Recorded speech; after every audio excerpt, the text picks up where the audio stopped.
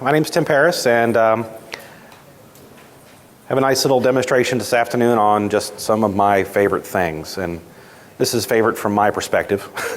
May not be your favorite things, but I hopefully have a smattering of all kinds of different tips and tricks and little things that I've found over the years. And in my 11 years with the resellership, I've seen a lot of different tools that are introduced that are forgotten, or people don't make it to the rollouts and the what's news and things of that nature, where a lot of these big time savers are. And I'm going to share some of those with you guys. Time permitting, I'll even do some of these things on SolidWorks itself. And I also cued a lot of my peers that I work with at Modern Tech, because they are out in the field as well with different kinds of customers, and asked them what some of their favorite things are as well, and we're going to share those. Tim, is your PowerPoint going to be available on the internet? All the PowerPoints for SolidWorks World are usually... I wish the presenters would say that, because I see so many people taking pictures of the Yeah. writing notes. Everybody who registered, email addresses if you had them, they're going to send out links that you can download audio recordings and the presentations. They're typically PDFs and things of that nature. They're not the actual PowerPoint itself. At the end of this PowerPoint will be my email address and my contact information. If you want it before that or want to ask me questions, email me. There'll be a QR code up here. You can take a picture of that and it'll download everything right to your phone. So where I wanted to start this presentation was with the... There it goes. So I've been using 3D modeling softwares for forever, and probably one of the biggest things that I would consider to be my favorite is customizing the keyboard for shortcuts and commands and the like. So we're going to talk about that a little bit. I find that a lot of people completely dismiss and or forget about the design library. It's there, but they don't exactly understand why it's there or what they do. It has a few files with it, and we can explore that a little bit. Reviewing some of the what's new from different versions. Back to like 2005, I think where I started. I picked out a couple of my favorite ones that I see people that just aren't aware that they exist. The bigger offenders of that, obviously, are the people that have been using SolidWorks for the longest. They're doing things in 10 clicks that could be done maybe in 2 with some new enhancements that they just never saw. Custom Property tab is a newer function. 2008, I believe, is when it came out. People who want to put in file properties, custom properties. It's a tab in the task pane now. You can customize it to do whatever you want to have lists and all kinds of neat little things. And then again, talking about some of my peers and some of the different favors that they may have. So when you're customizing a keyboard, one of my typical ways I like to lay out any CAD software I'm using is I'll go through the process of setting up my mouse on the right hand, obviously, because I'm right-handed. And then on the left side of the keyboard, I've got all these numbers over here that I can have and just barely move my hand and get nearly 20 different keys. And with the augmentation of the control key, the shift key, the alt key, you can essentially assign just about every kind of command that you would use on a regular basis without doing a lot of this on the keyboard. Having a 3D mouse also is very helpful because you can have some of those augments there, and now you're talking minor movements. And you'd be perfectly honest, you'd be surprised how much more efficient you're going to be versus doing all these commands and things of that nature. It just is extremely, extremely helpful. I did the quick math, and there's 100 different combinations that you could have. How many commands do you think you utilize within SolidWorks? 20 or 30 on an average basis? So you wouldn't even need the control, the alt, and the shift key for the bulk of those. You really wouldn't. And out of the box, Z zooms in and out, control Z, undoes, control Y. There's a lot of things right there. S is right there, control Q, or these are all right there, things I use frequently. So it's a real easy way to customize. And if you don't understand or necessarily know where to find the keyboard customization, I can easily show that in SolidWorks here in just a few moments, if anybody. Does anybody not know how to customize their keyboard? Okay, I'll come right back around to that. So, super simple thing. You're going to be surprised. But out of the box, these are some of the keyboard controls that SolidWorks has. I just talked about Control Z, Shift, and Z Shift. It just kind of zooms in and out based on the center of the screen, real quick. You don't have to roll the wheel on your mouse or anything like that. And it works while you're doing other things, so you don't necessarily have to release and let go of what you're doing. So where this is found is within inside of SolidWorks. Essentially, you have either part assembly drawing mode open, and you come up here to customize. You'll see this customize window where there'll be a tab here for commands. keyboard. And within keyboard, it gives you the listing of every command that's available within inside of SolidWorks. And there's just a huge list of commands here. And essentially, you find the one that you want. Let's say isometric, I use this one quite a bit, ISO. And then out of the box, it's Control 7. Backspace, hit I. If I, in this case, which is already assigned to something, comes up and says, well, you're already using that, it's for this. That one's out of the box. I don't necessarily want to hit I to bring up the help. So I want it to be isometric. I hit yes. And then I just continue doing that. I use M for measure. I use all these different things. L for line, which is already out of the box. And Control L maybe for center line. Or C or Control C. Well, Control C is copy. I wouldn't reassign those ones that you like Control C and Control V. Leave those be. You'll be in Word or something and you want to copy something and you'll start hitting C and it won't work for you.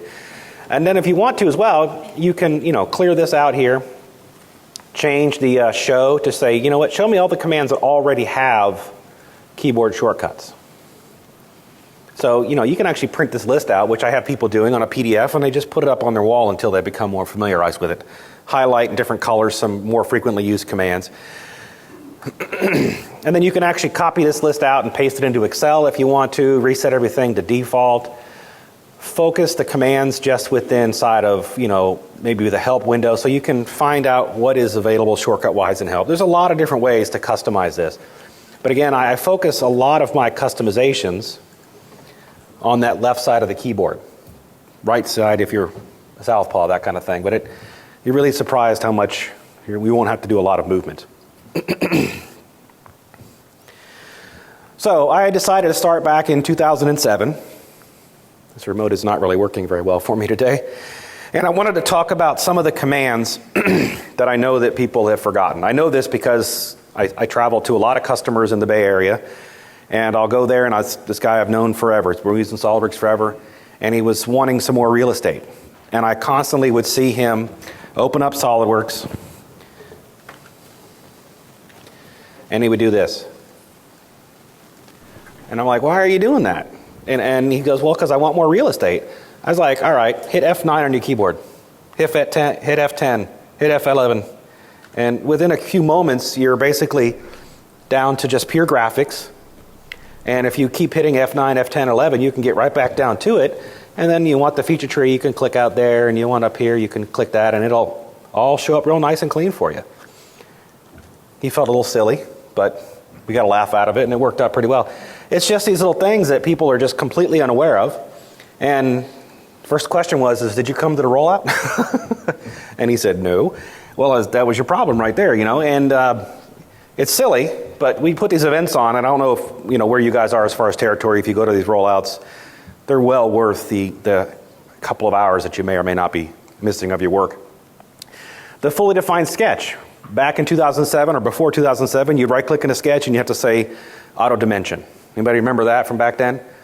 The kicker is you could have no dimensions and no constraints of any kind in there. And then you could do that and it would just blast dimensions everywhere. And then you spend half the day cleaning it up. It wasn't terrible, but it wasn't very, very good.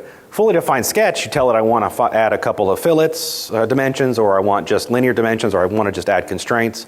You tell it what kind. If you already have dimensions and constraints on there, it'll work with them and use them. Works out really good.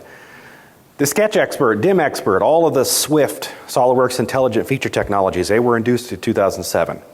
Sketch Experts, I use it all the time when I'm training. I use it all the time when I'm working.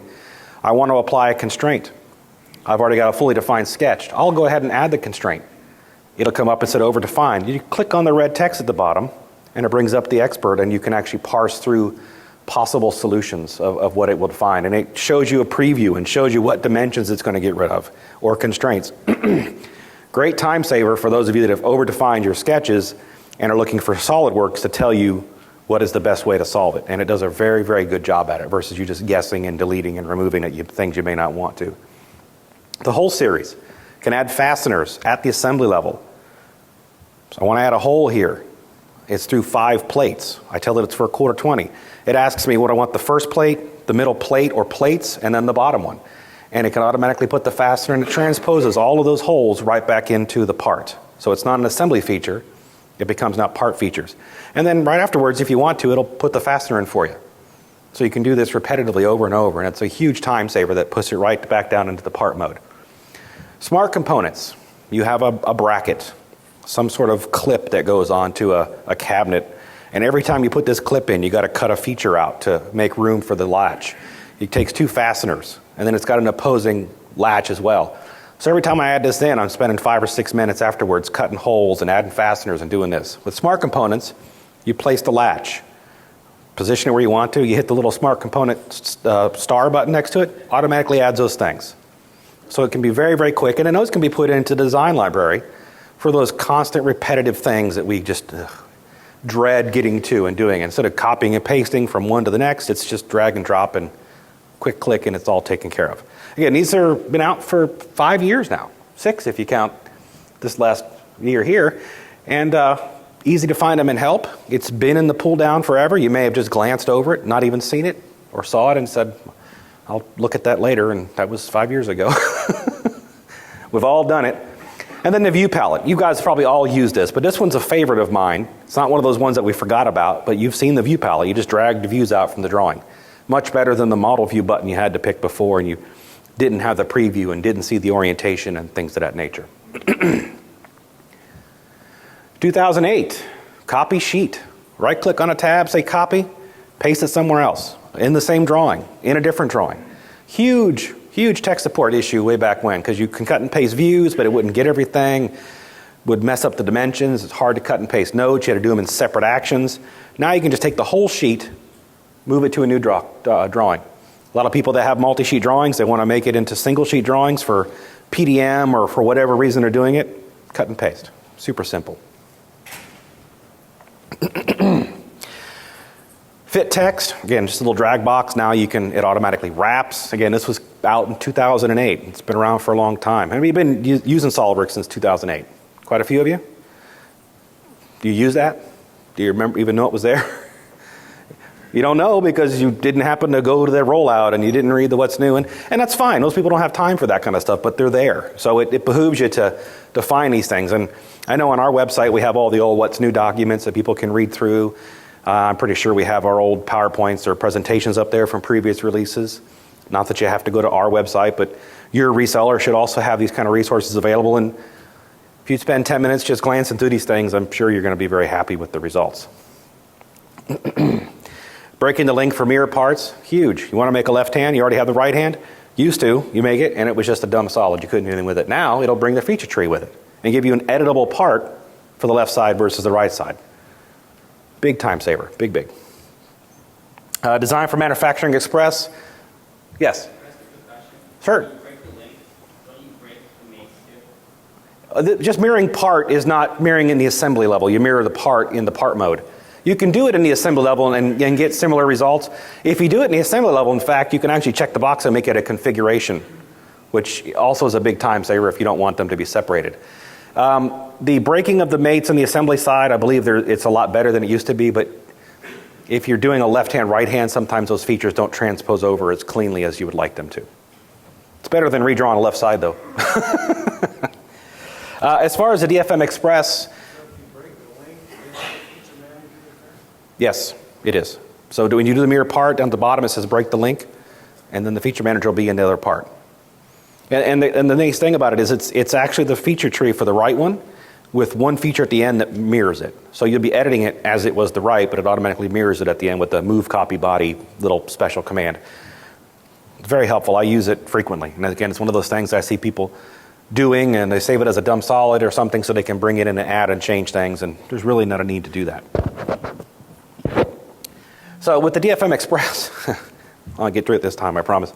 It's one of those things where there's a DMF tool. It's one of those Express things like Sim Express and Flow Express that they give you a sampling of it. But for those of you that make machinable parts, and you're not a machinist, and you don't have that level of expertise with machinists, and you're constantly getting those feedbacks from the machinist as those holes are too deep for that size drill bit, and you can't do zero radius in the corners, and you can't do these kind of things, you can build in parameters that it'll do a quick check based on depth versus diameter of hole by a percentage and things like that. And it'll come up and say, well, you can't do that. It's at some funny angle, or there's no radius in the corner. We're not going to do these kinds of things. So again, if you're not a machinist, it's a really nice little tool. Full-on DFM does tons more than that, and that's the reason they give you the Express, is they want you to get used to that nice little function and want more. But the functional tool of the Express version is very useful. And then Instant 3D. Instant 3D is great for just drag and drop. Anybody that's used SolidWorks in the last couple releases, you click on a face, you can just drag it around. You pick on a dimension, you can drag it around, you get access to the ruler, get to the ruler, it'll snap on incremental dimensions. It's a great time saver, and it's a button. If you don't like it, you turn it off, and it's not there anymore. Oh, did I skip one? I sure did. This remote, I think the batteries are going. There we go. So the quick view, select open. Big assembly, bad machine, small assembly, whatever your combination is, you can single click on an assembly. I have one open, in fact, I can show you real quickly. And with that, essentially, you come in here and you say open, and you go to find yourself an assembly, we'll say base. And then you can actually come down here under mode and say, where's the quick view at? Obviously, it's going to elude me at this particular moment. With the quick view, you could then come in and say, I want to open up this part of it or this part, and it brings it up like a hide show, and you can just bring open certain portions of that. And again, that was back in 2008. So it allows you to easily open up very large assemblies that otherwise might take you some time, because I only want to work on one part of it. I don't want to work on the whole thing. There's a newer, similar functionality built into 2012 called Large Design Review, and we'll see that here in just a few moments. All right, 2009, negative dimensions. I got rave reviews of that, and then a few months later, people just forgot it even existed. You want to invert something, change it from 10 to 10 on the other side, just put a negative sign in there and it flips it over. Works on just about every kind of dimension in your sketch mode. Works really nice in configs, and it's just an easy way to be able to flip-flop dimensional values if you want to. You can even put 0 in there now. So you can have 0 dimensions and then put positive and negatives, which works out really, really nice for where you want something to be there and then sometimes not. You can set it to 0 or negative or something if you want to invert it. And if it's an extrude or a cut, it'll actually reverse that direction as well. The slot tool, not a forgotten one. Most of you probably have seen it and use it on your toolbar, but 2 clicks, 3 clicks now to make a slot. And it can be a curved slot or straight slot with the center point already in there. We use it in the training class all the time. It works really, really well. The property tab builder. Yes, sir. One issue I have with the slot tool, so maybe you can tell me if they're working on it or maybe it's there, Okay. is we use a lot of metric fasteners. I love the hole wizard because I don't have to look anything up. I just say, hey, I want a hole for an M4. I want a clearance hole for an M4. Sure. Now I want a slot, that same level of clearance. I don't want to have to look it up. Okay. Tell me that's out there somewhere. Not that I'm aware of. I don't work directly for SolidWorks. I work for a reseller. So we have very limited knowledge into the what's new. Yes, ma'am. Another drawback on the slot tool is, of course, engineers never do this. If they don't want a slot anymore, they want to put something round or square or whatever. Sure. You can't turn it into construction lines. You have to just blow it away and put something else there. You should be able to window select it and hit for construction. It hasn't let me do it. Really? I think you must explode it. You must access the block. It is the explode function on it. You right click on it, you might be able to explode it, and then it will turn it into normal. Okay. And then you can take it If you remind me at the end of the session, I'll try it. At the end of the session, if you remind me, I'll try it. I've never tried to do it, but it's regular geometry. It should allow you to do it, but maybe. I don't know. It's one of those little sublines in the What's New book, maybe. As far as the property tab builder, I was talking about this a little earlier. Was there a question? No?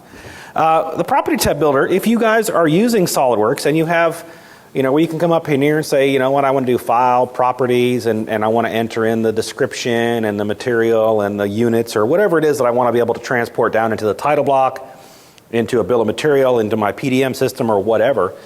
This property tab builder has been over here for some time, and if you've never accessed it, it's going to come up and be empty. But for the part, drawing, and assembly mode, you can actually come over here and create yourself a property tab. And this function works outside of SolidWorks. You can do it, build it out without SolidWorks open, and then bring it in and let it be used. And obviously, you can put it on the network. And essentially, you just drag in, if you want a text box, and I want this to be description, I can type in description. I want it to be a text box. I can have it be for each config specific, have it pulls from an already existing SolidWorks feature if I want to, and then I can also come in and add a list if I want, and this list can be pre-populated with particular values. So now the user has to pick what I tell them to pick or give them choices to pick, and it's just a click over there and they start just pulling down menus and typing in the values they want and pulling from other lists, checkbox, radio boxes, whatnot, and it fills out the information that then would show up in the bills and the drawings and wherever downstream. It's better than having them constantly go to file properties and mess around with those things. And SolidWorks, not too long ago, put this little button up here to ease file properties, but the custom tab builder is just significantly easier to do. And in here, you can't have lists for the value. You can link it to the SolidWorks properties, but usernames or vendors or some kind of a list that you may want to maintain, there's no place to have that in here. But the tab builder, you can have that. Again, one of those things that was introduced in 2009, people just are not using it. It would be nice if they would, but they don't. Selective opening on sheets. It's very much like the selective open on assemblies. You've got a 15-page drawing of this huge assembly. Takes you 20 minutes to open it. I can just say, I want to open sheet 5.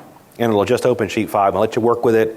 And then as you go to each sheet independently, it'll load that one and that one at that time only, not all 15 sheets.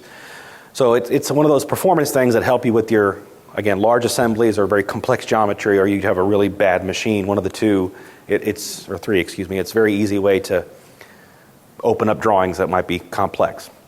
Sensors, proximity, interference, mass. I mean, there's so many things that you can apply in the sensor tree that you may want to check. And if you're using design studies or simulation, I want to maintain, right up here, people have maybe seen it, you can add a sensor for, I want to maintain the mass properties, or I want to make sure that I don't have some interference, or I want to maintain some level of proximity between these two components. So as you're starting to make changes on the parts and sub-assemblies and whatnot that control those items, as soon as you start to encroach on that, it will give you an alert. It'll pop up and say, you're this or you're that. Yes, ma'am.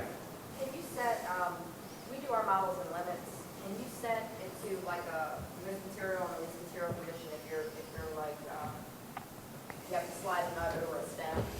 So if you want to do it for like proximity, and I'll say between here and, I don't know, out here somewhere. Just pick one real quick.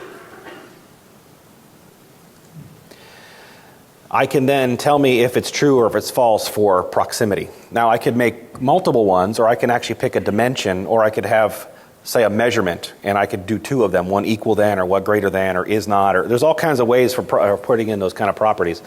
You might consider doing either a dimension, and if you pick a specific dimension, then you'll be able to say, is it equal to, greater than, less than, is not.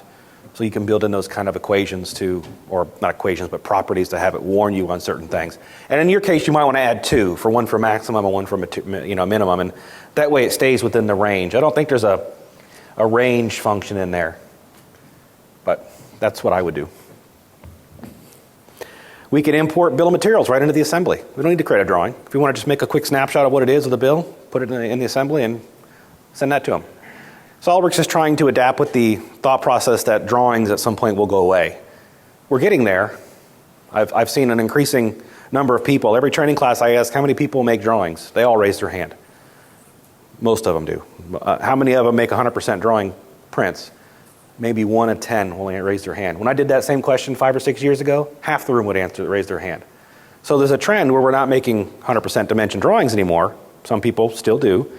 Where we're getting into making inspection prints, or just I send this to the vendor with a few notes and it gives them a piece of paper to put their autograph on. It's more legal paperwork, but three-dimensional models as far as having notes and annotations and GD&T and the bill of material right inside the file are possible and are starting to trend. Again, it's not often something we can dictate as a group, but for legal departments and things of that nature. And then being able to increase performance by hiding something and then unloading it, so it pulls it out of memory. Performance savers for large assemblies and the whole bit. 2010, mouse gestures. How many of you guys be able to right-click and move your cursor to left, right, up, down? How many of you don't even know that it's there, or stumble across it and kind of grumble a little bit that it's there? It's one of those things that you got to get careful when you right click, but if you adapt it, and you can have either, the 4 quadrants or 8 quadrants with shortcuts, and they can be 4 different modes, part assembly, drawing, and sketch, where you can have, all these different commands along with the customizing of the left side of the keyboard, and you're almost never moving your hands except for moving the mouse a little bit and picking a few keys over here.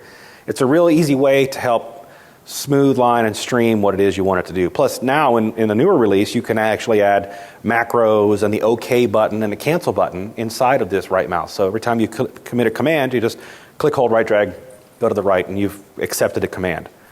And it's a really handy way to get used to things and starting to work with it.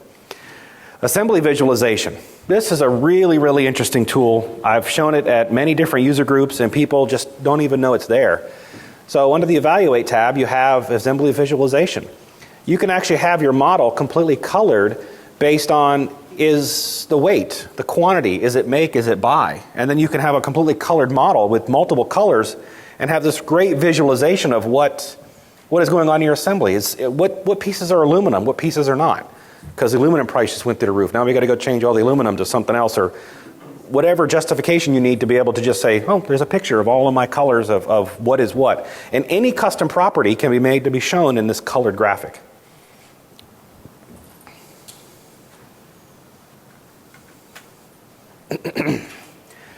And then Configuration Publisher. You have a part. It's got 30 configs. Every config is some sort of number. You may have memorized what those numbers correlate to the physical size of it, but when you drag and drop it in, you've got a list of these numbers. How nice would it be for it to come up and say, well, here's a questionnaire. Do you want it to be a ½ inch long or an inch long? Do you want it to have a hole or not have a hole? And have a checkbox and ask you, is it threaded, is it not threaded? The Configuration Publisher can take your 30, 50, 100 configs, and then you can build a questionnaire very much like you saw in the custom tab builder, and it just brings in that size of configuration for you. So you don't have to remember the list or refer to some other Excel file that may have that information in it. So if you're a librarian or you work with a lot of config parts, it's extremely useful to have that.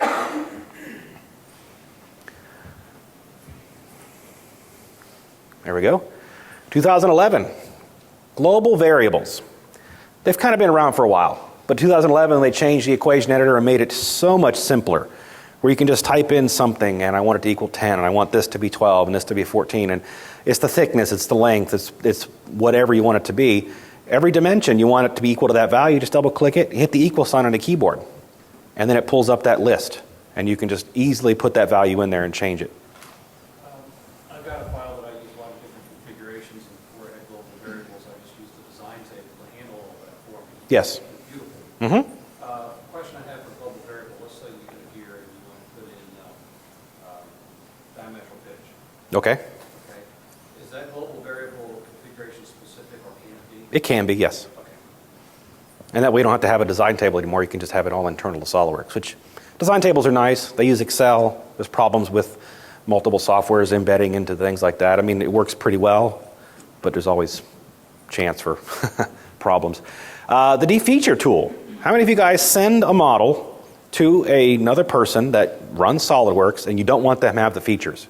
Or you don't want to have them all the features, but you still want it to move or have the correct mass properties or something that affect. With 2 million people now using SolidWorks, or 2 million seats out there, nearly 3 million people using SolidWorks, the chances are becoming increasingly more that you're going to send a file to somebody who has SolidWorks. And you don't want them to have all of your intellectual property. You want them to have a usable part assembly. So the defeature tool was introduced 2 years ago, and you basically can turn your SolidWorks file into a dumb solid that's not converted to IGES, but can still maintain mates and things of that nature that you determine that you want it to have. And it'll fill the entire innards of it with a solid block and still work. And then when you weigh it, and the center of gravity is all what it should be. And then it saves it as a feature in the tree so that you can repeat that every time you make changes. You can also upload it directly to 3D Content Central or whatever you want to do with that. So it's a nice, easy way to save your intellectual property. Grid system. Great for all kinds of layouts. You want to lay out offices, you want to lay out a plant, you want to lay out anything. There's a couple of quick buttons that you can create planes that will make this grid, and you make them at intervals. And now as you're making an assembly layout, you just go to this plane or this plane and this plane, and you can change the dimensions and size of the planes and easily update this entire thing. We've got several customers that are utilizing this for an office layout that they do for medical equipment and medical furniture and a couple different kinds of things. It works out very, very well. And then a dimension palette. That was huge. I love the fact that you can window select several dimensions and just roll the scroll bar and they space. You hit a button, it updates the spacing automatically. You go to add a dimension, it gives that little blue and orange semicircle. You hover and it snaps to one side or the other. You guys have seen that. It's huge. Again, it's not a really underused one because it's in your face, but it says things that this is some of my favorite things is the presentation, right? So that works out, extremely well, and they've actually made several enhancements to it in the 12 and 13 versions to make it even easier and just much, much nicer. Sticky dimensions. Working on a large, cylindrical, whatever. Lots of little tiny features, and it's big. So the center line's way over here. You want to put all those dimensional dimensions on there. Previous to 2012, you would pick the center line, pick an edge, put the dimension on, zoom back, pick the center line, zoom back, pick an edge, and you were constantly doing this, or you split the screen. Now in 2012, you pick the center line, and then you just start picking edge, edge, edge, edge, edge, and it starts putting in all those dimensions for you. And if you do the doubling up first, it'll double them up every time, so it's sticky. It remembers that first selection. Also, if you were to pick escape, it doesn't turn off the dimension command anymore. It actually escapes that very last selection. So if your first pick was right, but your second pick was wrong because it was in a congested area, just tap escape and pick the right one, and it just, huge time saver. Feature freeze, yeah, I saw some use for this. I put it up here because it was one of those things that I believe that is probably underused or completely forgotten. A very complex model, takes lots of features. Every time you open it, the tree rebuilds at the bottom, and you're like, you got to wait for it, right? Feature freeze is basically a rollback bar that starts at the top and works your way down, and it will lock those features from updating and rebuilding every time the part's open. Now, you can right-click on the bar and say reload. You can drag the feature bar up to bring certain features into resolution, but it really, really helps with the fact that you don't have to spend all this time resolving and keeping up with that complex part or creating configs where you're suppressing all the things. It allows you to work with that file and maintain that richness of the components that you're wanting to get. And then, as I alluded to earlier, this LDR, the large design review mode, it brings up these incredibly large models in very little time with just basic things that you can measure and zoom into, and then you can open up and resolve and see them very quickly. I can really see that being used quite a bit in design review meetings where you have a computer in the conference room that is nowhere near the powerful that your workstation might be, but you're still expected to open it up and make SolidWorks do its thing. Works very well in that kind of environment. And again, I don't think you're going to forget things that necessarily came out this year, but I can kind of see where we might be going with a trend. You've been using SolidWorks for a while, and you just these new things keep coming out, and you're not remembering what they are, or you don't use them. The quick filter button. I use this all the time. And again, keep in mind, this is from my perspective of being a technical application engineer where I'm going to customer sites and I constantly see these things. So when you go to the open dialog, this little button down here, these buttons in 2013, if I want to know what the uppermost assembly is, and I have all these things open, and I've got 200, 110, whatever pieces in here, just that one single button tells me what the uppermost level assembly is in that entire folder. So it makes it real easy to go find that high one and just double click it and go into it. Simple, but that's the best parts, the simple things. The complex, big bells and whistles that come out, they're nice, but it's that thing that saves us 2 seconds and 3 seconds and 10 seconds, and we do it 10, 15 times in a day. Those are the ones that I really like quite a bit. Yes, sir? Question on thinking maybe I'm doing something wrong. It seems like if there is a assembly within an assembly, it'll show the top level. Let's say you got 2 or 3 assemblies that all have sub-assemblies, it'll show all of those. There's a flag in there that defines it as being the upper level in that level of structure. It's not perfect yet. Again, it's new in this version, so they're obviously waiting for some level of input. I can foresee there being some settings somewhere that might help to filter what is the highest. But if you had 200 files and 50 of them were assemblies, and you got now 4 to pick from, that's hopefully still some level of time savings. So, and then with the preview button, you can just expand it and single click on them and see which one's which. And hope it saves you a few minutes anyway, or a few seconds here and there. Point-to-point measuring. When you use the measure tool, you always had to pick a face or an edge or vertice. But I want to know what the distance is between this approximate area on this curve and this approximate area on this curve. Now you can pick that. It's a huge time saver because I've seen people that just have these real complex geometry shapes and they want to see about what the distance is between here and there. Now they can do it with that point to point. It's an option you just pick in the measure tool. It works out very, very well. Searching in the options menu. Tools, options. Brings up that box with the system options and document properties. I want to change the arrow style. Well, I got to hunt through all these things on the tree, right? Is it in the system options? Is it document properties? I don't remember. Yeah, I mean, if you go in there, which is infrequent, you spend half an hour looking for the checkbox. You know that's in there, and I know it's called something arrow. You can just start searching at the top now, and it just brings up all the options, and it really saves a lot of time in finding those little pesky things that I only change once a year or a month or whatever the case might be. Flattening the tree. Right-click in the feature tree, and you say flatten. All of those embedded sketches, you have a loft with 10 sketches and 6 planes and all that got sucked up into one feature. You hit that, and it shows everything. So then you can just roll your cursor up and down the tree, and it highlights all the sketches and things because you're hunting for something. And you didn't name it. Who names their features? Anybody? 3, 4 people? Who names their sketches to go with that? I mean, and if you name them, do you name all of them or just the critical ones? All of them. Okay, critical. See, of the 3 or 4 people that say no, now one. So it's an example of the fact that when you're hunting a particular sketch, which you know is there, but you don't remember exactly where it is, you can now flatten. And then as you move your cursor up and down the tree, it highlights the features and the sketches that are all there. So it makes it easy to find them. Plus, you can right-click on a particular sketch or feature and add as a favorite. So now you can have favorites in the tree for those real sketches that control a lot of base geometries that you want to keep coming back to, but it's buried under cut extrude 5. And the favorites, it's right in the tree. So as you are in SolidWorks, and I'll just open up this part here. So you can right-click here, actually up here, I'm sorry. You right-click up here and you can flatten the tree, tree display, show flat view, and it brings up where you can actually see all these. Right-click again under tree display and say show flat. And then you could also right-click on this and add as a favorite, and it comes up here under the favorites menu that I can consistently come back to and refer. And again, if you've only got 10 features in your tree, you're probably not going to use it, but you got 200 or 300, I could see that being of some use.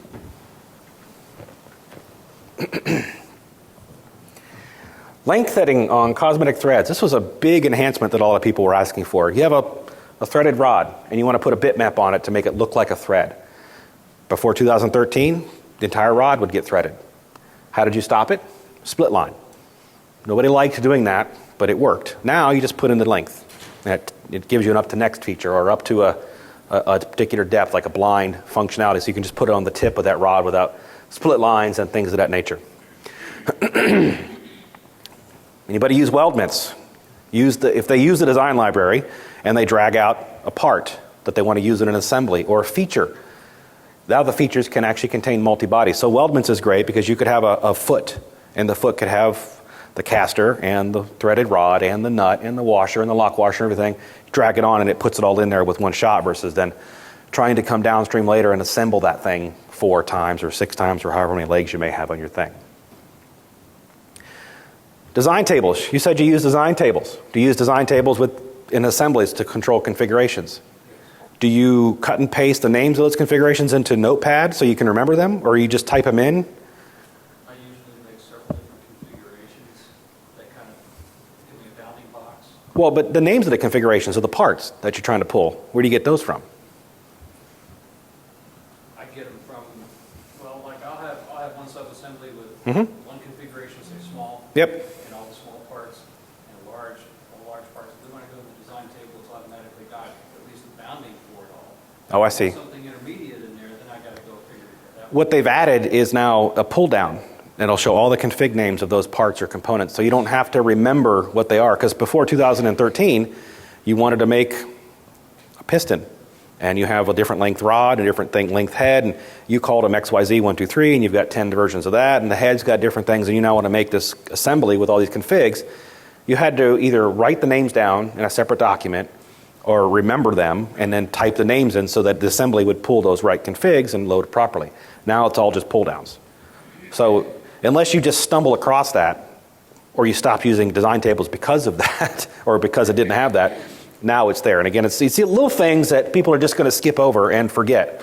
And they're going to be huge time savers because, again, that notepad, a separate document, not spelling it correctly and just not working, it's been a huge issue for some time.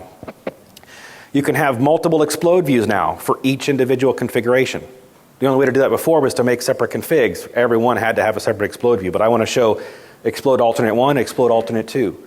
I don't have to make a separate config now. Each config can have its own separate, multiple exploded views. Plus you can copy exploded views now, right? When did that come in? Either 12 or 13? It's pretty new, yeah. If you want to, I'm not. That's handy. I haven't played with that yet. I might have skipped over that. See, I don't know them all. That's probably going to be a nice one to have as well because you can reuse those explode views, especially if you have configs that are very, very similar and you don't have to redo the whole thing and reinvent the wheel.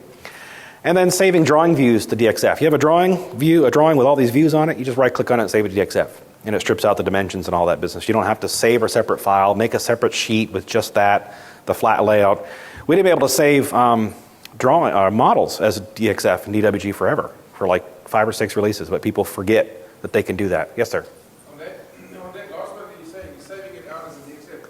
Now, if you take that as a single view, let's say for instance you had 5 views, and you have a counter on it, where it says sheet 1 of 5, 2 of 5, 3 of 5, you just take the 1 out, it still keeps it as sheet 4 of 5. Are you asking or are you telling? Now, I'm telling you. Okay. Is there a way do you know of a way to fix it? Not off the bat, no. Not that I'm aware of.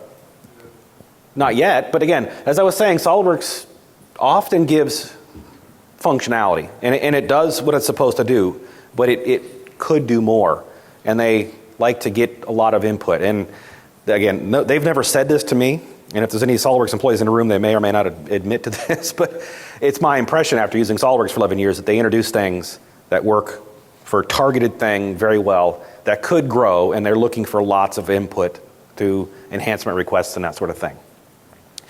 So I'm going to go through quickly here. I think we're getting a little short on time. The design library. It's in the tree. It's in the task pane. It's been there for as long as SolidWorks has been around. It's been there for a very long time. And essentially, it is a library of things that come with SolidWorks. You use sheet metal. Forming tools is huge in there. Features, assemblies. It's a real nice, easy way to grab functions in a folder base without hunting for them or opening up files that they were used in before and cutting and pasting and that sort of thing. It's simple. It's been there. You may use it. You may not. There's a handful of things that come out of the box there that are easy to use. The features part is great because I don't have to go and redo a particular feature that I use over and over again. And it can be multiple nested features and all kinds of neat things. Have them in independent colors so you know that they're part of the library. Link it back to the library. So if the library item changes, it parses all those changes down into the files. Works very, very well for those kind of things. I have a question on the design library. Okay. We utilize EMS as our catapult, Okay. and we're instituting a design library. And there's been quite a discussion on whether or not that design library should reside in this floating server without any vault control, or whether it should reside in our design library and go through all the hoops in order to be able to lock those features. Okay. Well, I do a lot of data management stuff myself. I don't use EMS, but what I normally do with inside of the enterprise tool is I would create a folder and give it a completely different workflow of just vaulted or something without a revisional schema. Because if it's a library feature or it's a purchased part, typically you don't give those your revisions. They get locked in, and then with that particular workflow state, they can't be edited, can't be checked out, not by particular people, but maybe by one or two that can add content to it. So on the EMS side, can you create independent workflows based on where it is, or maybe some checkbox in a data card? Consider that. I'm always of the philosophy of one location. I don't want to have some things out in the network and some things in the vault and some things on people's machines. It's either all in the vault or it's not. And that's my personal philosophy, and I seem to convince most of my customers that that's a decent way to do things. And it's fairly easy with most of these systems to build the workflows to handle just those types of files. Which is that last thing here. Put it into a common space to share it. If you're using data management, put it in there. Make a folder, isolate it, keep people from messing around with it when they shouldn't, that kind of thing, or put it on the network somewhere so that as somebody builds a new thing, it automatically shows up for everybody else. It's really great for annotations, drawing notes.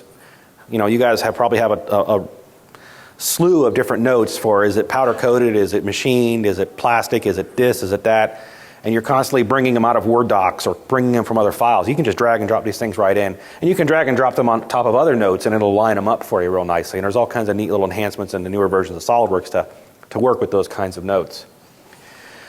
I kind of already talked about this a little bit, the custom property tab. This is a sample of a completed one.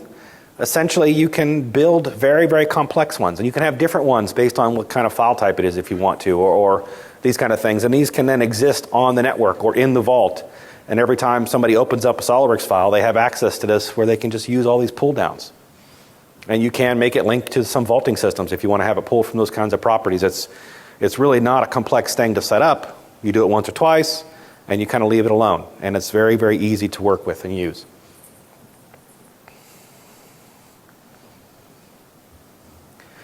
So I have about 10 different engineers I work with, and I wanted to kind of fill in some extra material here because I was an hour and a half. I got to come up with an hour and a half worth of things that are my favorite. I was kind of pulling at straws here at the end. So what I did is I asked all of my peers, and I've got, Stephen, he works here in Orlando. He handles a lot of Orlando customers. If there's any Orlando customers in here, they may be familiar with him. I asked him what his favorite thing was, and I did this with quite a few other people, and he was really a big fan of that, being able to search. That's what that looks like. You're trying to find arrows and things of that nature. You simply type in right up here, ARR, and it pulls up a list of all the different things. I was checking for appearances when I cut this screenshot. And there's a scroll list over there, and if you click on any one of these or hover on them, it highlights and takes you right to the right spot so you can find it. You check that box, you enter this thing, and it's done. Really, really fast way to find it. That was a really big enhancement for me this year, and for Stephen. David, he works up in the Carolinas. And again, we're all tech support guys, we're all demo guys, we do all these things. So these little tricks sometimes are helpful for us when we're working in the field, demonstrating what SolidWorks can do to you guys, but ultimately, we've all been users, and we are still users in effect. So you may not be aware of this, or you may have seen it, but every time you work and you want to make an extrude, or you do this or you do that, if you don't move your cursor away too quickly, very often the right mouse button has got that little green check mark on it. And you just tap the right mouse button and it terminates the command. Completes the command. Terminate maybe not be the right term. So you can really very quickly right click and say through all, and right click and do this, and if you don't move your cursor away, you can right click and accept it and just very, very move on. Or if you use the mouse gestures, you might right click and drag it to the left or to the right, or wherever you have the OK button. Works very, very well. Jeff Parker, one of our tech support guys, he loves the SmartMates. Again, if you didn't see it when it came out a few releases ago, hold down the Alt key. You click on a face. You drag it to another face. Coincident. Concentric. You drag an edge. In this case, we drag this circular edge on the bottom of this knob onto the circular edge on the top of that tab, and it makes a concentric and a coincident at the same time. One drag with the Alt key. And it turns it nice and transparent so you can see through to be able to pick down into what you're looking to pick into. Again, if you didn't see it for the rollout and you didn't happen to lean on the Alt key accidentally, you may not even be aware that this is available. Instead of using the Control Select or whatever to add your mates, you could be using the Alt key. So then, I asked John, one of our senior guys, Control Alt or just push Alt? just hold down Alt. Control Alt, I have a fastener in a hole. I want to put that same fastener over here. I grab the edge of where the fastener meets, hold Control and Alt, I drag it, drop it, copy it, SmartMate it at the same time. So you can hold real quick with that Control and the Alt. But the Alt key is what fires off the SmartMates. There was a function. Anybody use 3D VA Composer in here? Anybody? No? Okay. There was a function that we borrowed from 3D VA Composer, and this was one I wanted to show. The Tab key allows you, while you're working inside of an assembly,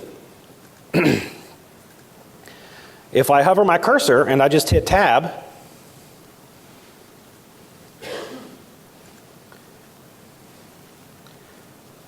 you can actually have it hide components, hide subassemblies, hide features. And then if you hold down Shift and Tab and move your cursor, it'll bring them back. Huge. Just want to put something away for a minute, you hit tab.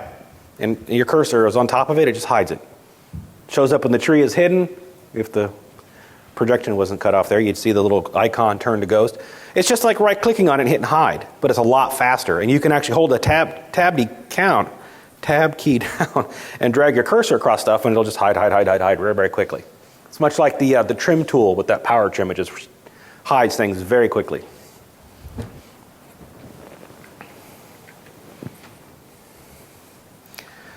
Keith, another one of our Orlando natives, dynamic mirror. You draw a center line, you say mirror, turn that thing on, you start drawing your components, it automatically shows on both sides. It's buried in the tools options, sketch tools, and if you mirror a lot, it's handy. If not, then not so much. One of our new techs in Atlanta, whole series. Came from a machining background. We talked about whole series earlier. Lots of fasteners, lots of holes for lots of different kinds of different things, dowels and the whole bit. Whole series saves tons and tons of time. Save Mark a lot of time.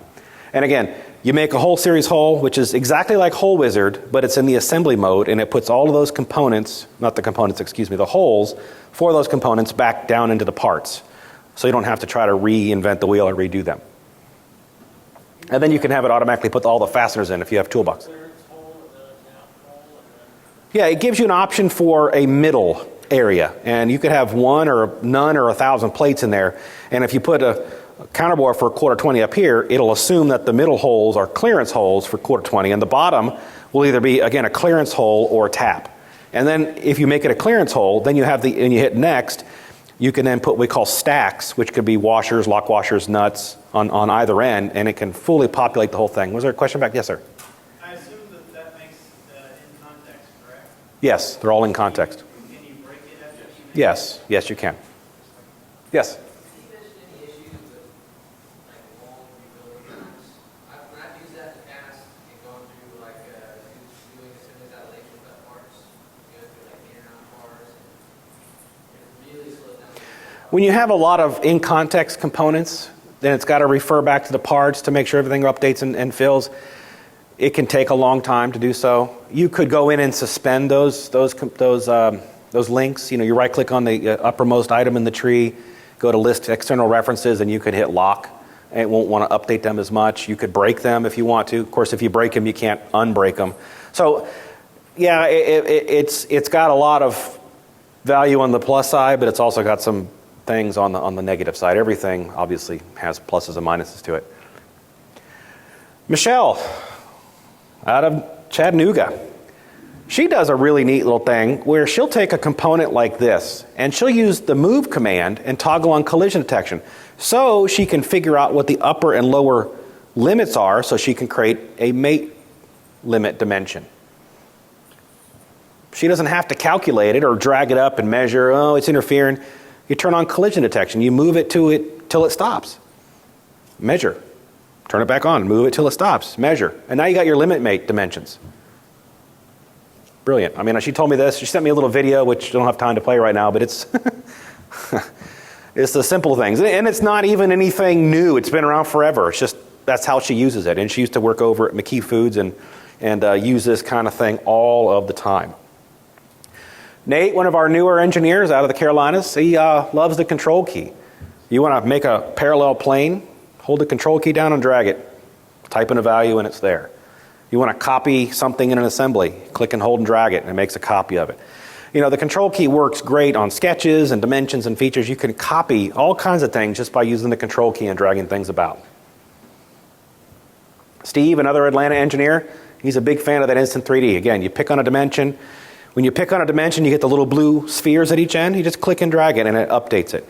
You'll automatically see a ruler come up as you're starting to do this dragging business. If you get close to the ruler, it'll actually snap incrementally to those particular dimensions. The further are you away from the ruler, the more granular you can get. And it's a great way just to, I want this a little bigger here, I want this a little bigger there.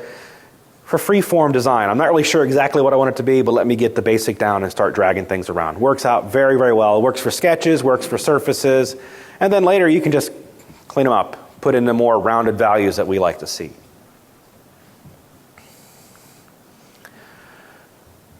Todd's on our tech support team out of Tennessee. A lot of people call up with sketches that just aren't, I can't resolve them. They won't extrude, they won't revolve. What exactly can I do? This tool's been around for a while. They've added some neat things to it, but essentially you go to Tools, Sketch Tools, check Sketch for feature usage. Automatically pulls up this little tool over here, which is going to check for mathematically how to make a feature. That particular feature is a pull down for just about every feature that we do. And it'll come up with that error message saying it's got an open profile or wrongly shared endpoint or something to that effect. And it'll then pull up the magnifier and take you right to it, show you where it's at. And then you can hit the button that says repair and it gets rid of it. Or it cleans it up, or at least it tells you where the problem is. Sometimes half the battle's finding where the little whatever is wrong with it.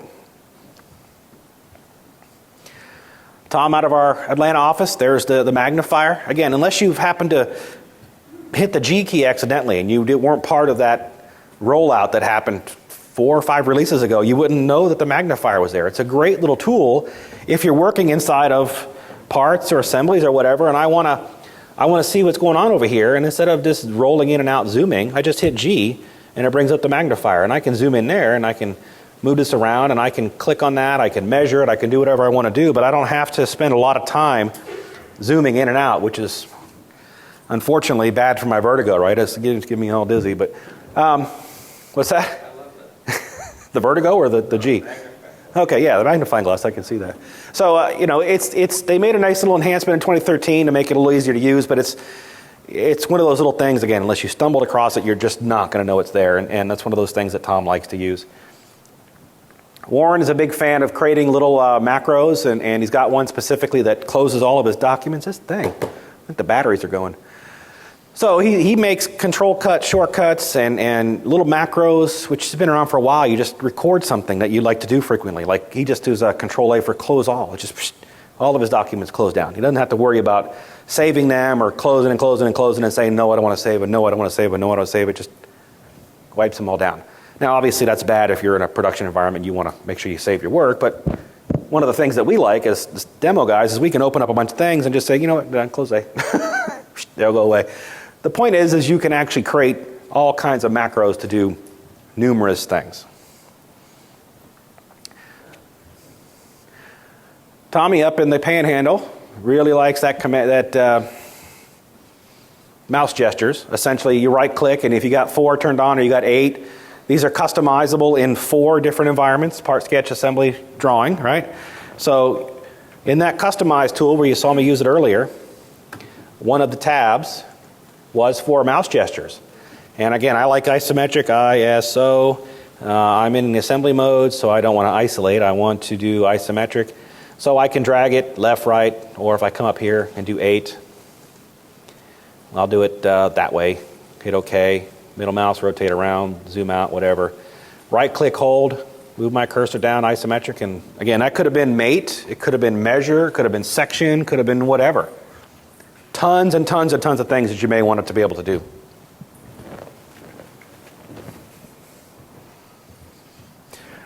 And then me. I live in Tampa, St. Pete, just down the road a spell. Anybody local? Any locals? Couple? Florida-ish?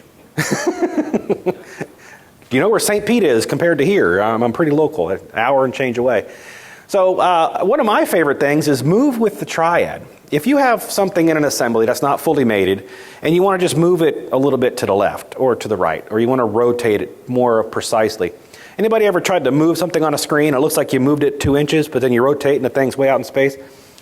This is a 2-dimensional face, right? But working in 3D. If you just drag something across the screen, you don't know necessarily you're not moving it in that one. I haven't done it in a long time, but it's annoying when it happens. You had a question? That's great when you're working with a spline, because Perfect with spline, because that happens more with a spline, especially in 3D sketches. You right-click on something and say move with triad. But what you actually have is you have your X, Y, Z, your linear, that you can drag those and move those. Plus you have the hula hoops that you can rotate in either one of those X, Ys, and Zs.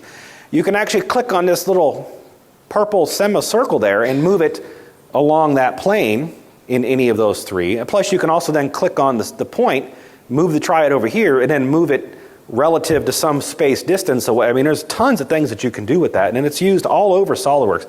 3D sketching is the best place to use that, because you really have all those extra planes that you're working around with.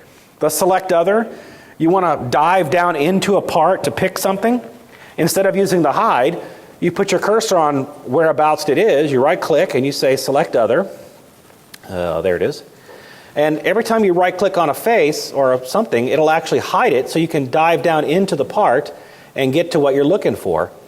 It works out really nice, and you can keep going, and I can actually now pick that sleeve for the light bulb without hiding things and cutting sections or whatnot, or I could have always picked in here and found it as well. So it's an easy way to dive into a part or an assembly. Works in both modes and works extremely well, and it's one of those things that is just I use all the time, so it's one of my favorite things. The intersect tool. Don't use it very much, but you want to have a plane that cuts through the part, and I want to sketch. That's the boundary of that. And it's not anywhere where there's already an existing sketch or something. I can actually create a plane, create a sketch in a plane and say, give me the intersect of where this model cuts through there. And you get that all that geometry that you can then use. And it consistently updates as the geometry changes. So now you can relate mates or other sketches or other features to those points that happen to intersect the part at a specific plane that you have created after the fact. Not very well used, not very frequently used for myself, but it's one of those things that you really can't get it any other way but the intersect tool. Excellent for packaging, because now you've got a silhouette of the model, and now you can start doing offsets in selected areas and smaller or left or offsets. I mean, and you can actually make multiple planes and use it multiple times, and now you've got a grid of the item. It works out really well. That's an excellent example, thank you. Panning. People don't always realize this, but when your cursor is on the screen, your zooming is relative to the center of the mouse. I mean, a lot of you are used to holding down the control key to move left and right, but if you want to move this item to the right of the screen, put your cursor to the left, and you just zoom in and out, and you can actually walk this thing across the screen by zooming. It's in and out a bit, but you don't have to so much worry about holding down the control key. It seems simple, but you get used to it. It's back and forth, up and down, left and right. You can really get pretty used to it pretty quickly. And then a couple of honorable mentions. Anybody ever hit the E or the I or something and turned on a filter? And you're like, how did I get that turned on? Where do I turn it off? Why can't I select its face? Well, you're filtering for edges. You didn't see the little funnel next to your cursor. F6 just plows all of those away. It works very, very well. And then if you want to move a drawing view, you have to hover on the little border, right? If you hold on the Alt key, you can pick anywhere in there and it lets you move it. Simple little thing. Was there a question in the back? No? Okay. And that's my presentation. Yes, sir? There's another one you didn't mention, isolate. Isolate works well, yeah. I don't use it very frequently, but isolate is kind of nice because you can... Do you? Well, this wasn't some of your favorite things. This is some of my favorite things. So I can, to that point, I can right-click on something, and I can say isolate, and it'll hide everything but that. And I happen to pick on a subassembly, so it isolated just that. And then it becomes into an isolate mode that I can pick up here and exit out of that. So I've used it from time to time, and it's just, when I was coming up with things, my mind was just drawing a blank, and that's why I was asking other people and trying to find things. But that's the end of my presentation. I thank you guys for coming out. If there's any questions, I'm more than happy to take any questions, and we're about 20 minutes early, so got some time. Thank you.